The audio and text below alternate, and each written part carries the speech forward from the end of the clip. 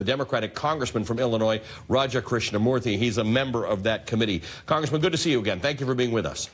Thank you, Alan.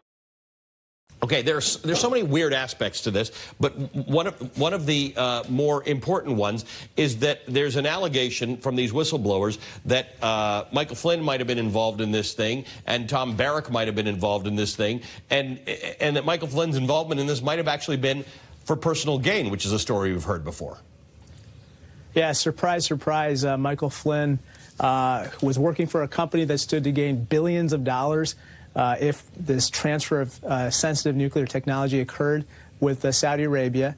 And then he turned around as national security advisor and lobbied to get that transfer through. And it turns out everybody seemed to be literally in with Flynn on this particular deal.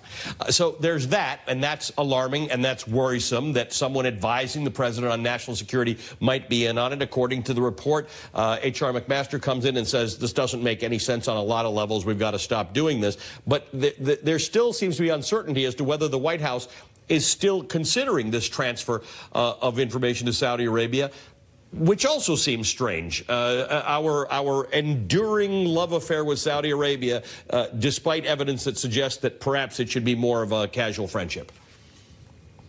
Absolutely. Even as late as last week, apparently President Trump was in discussions of this potential nuclear deal. And this comes on the heels of the Jamal Khashoggi killing, where, you know, the Trump administration was unusually muted in its concern about what happened, and now we might know why.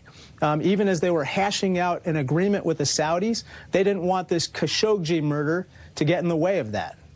The other issue, of course, is that Saudi Arabia, like everybody who wants to get nuclear stuff, they all say it's for the creation of energy, and it might well be, but Saudi Arabia is not a signatory to the Nuclear Non-Proliferation Treaty, and our laws actually prevent the transfer of certain technologies that we don't know are going to manage their nuclear power or their nuclear capabilities properly. That's correct. There's something called the Atomic Energy Act of 1954, which requires that under Section 123 of that particular act, that Congress actually give approval for the transfer of sensitive nuclear technology, such as the technology at issue here. Clearly, they were trying to do an end run around Congress. They were trying to do an end run around conflicts of interest statutes. And so, thankfully, these whistleblowers came forward and brought to our attention on the Oversight Committee what's happened, and thankfully, Chairman Cummings is now the chairman and can actually launch a full-throated investigation into this. Because this information was known. When Democrats were not in charge of the committee, Republicans sort of just chose to ignore this information.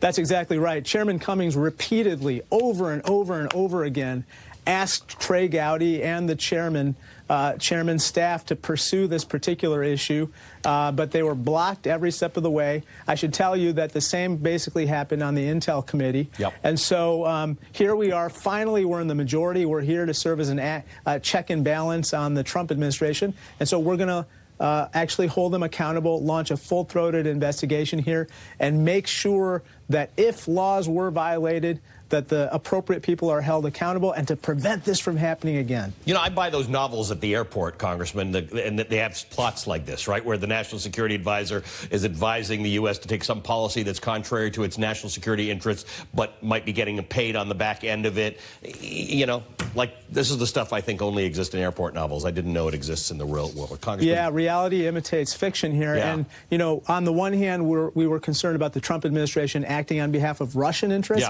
and now we have to worry about Saudi interests. Who else is out there that we have to worry about the Trump administration acting on behalf of? Yeah, would just be American interests. Thank you, sir. Good to see you as always.